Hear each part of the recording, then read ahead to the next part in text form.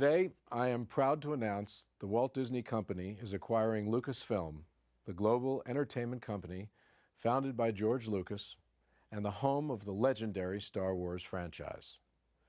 In addition to getting the rights to one of the greatest family franchises and epic stories of all time, Disney called Star Wars a franchise. He called Star Wars a franchise. If I hear that word franchise one more time. is also acquiring all of Lucasfilm's operating businesses, including Industrial Light and Magic and Skywalker Sound. George Lucas is a true visionary and an innovative epic storyteller who has defined modern filmmaking with unforgettable characters and amazing stories. The Star Wars universe now has more than 17,000 characters inhabiting several thousand planets and spanning 20,000 years. And this gives Disney infinite inspiration and opportunities to continue the epic Star Wars saga. Fans can expect a new feature film, Star Wars Episode VII, in theaters worldwide in 2015. And there will be more feature films, as well as consumer products, television projects, games, and theme park attractions. We're thrilled that George has entrusted the future of his extraordinary legacy to the Walt Disney Company and recognize what an honor it is. We truly understand the responsibility that comes with being the caretakers of such iconic characters that are beloved by hundreds of millions all over the world. Disney has a unique ability to grow strong brands and expand fantastic creative content, as we've proven with our successful acquisitions of both Pixar and Marvel.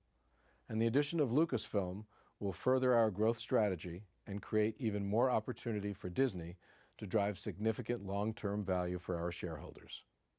I've been a big fan of Disney all my life, from when I was born.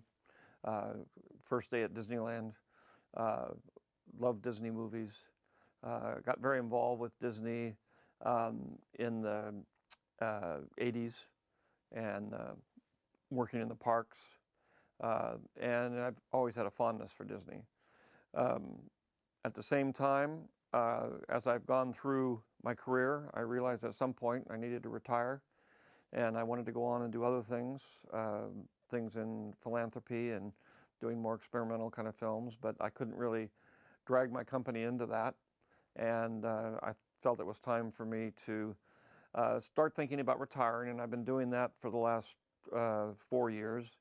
And one of the most important shifts that I had was I found Kathy Kennedy, who I'd been working with for 40 years, and asked her if she wanted to come and be a co-chairman with me and get ready to take over the company and take over the franchise and do everything. And once that piece was in place, I knew then I could step away and actually retire.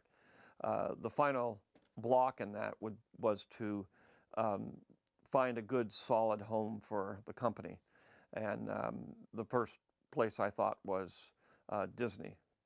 They're large enough, and the match of what our two companies are is just perfect, because we're like a mini Disney. We have the same kind of operations, we do the same kind of thing, and I've worked with Disney over the years, and I know how they operate. So it was a perfect match of two companies that are constructed similarly, do the same kind of product, and I think it'll give me a chance to go off and explore my own interests, at the same time feel completely confident that Disney will take good care of the franchise I've built. And at the same time, for me, I look at it as I'm investing in Disney because that's my retirement fund. The future Star Wars films, Kathy and I have been working on future Star Wars films, and the main reason I brought Kathy on is, rather than quit, I wanted to have it move forward, but I needed somebody I trusted who could take that franchise and make it work the way I intended it to. So once Kathy came on board, we started working with writers and started working on all the processes of doing the films. So we've got a plan for 7, 8, and 9, which is the end of the trilogy, and other films also. So we have a large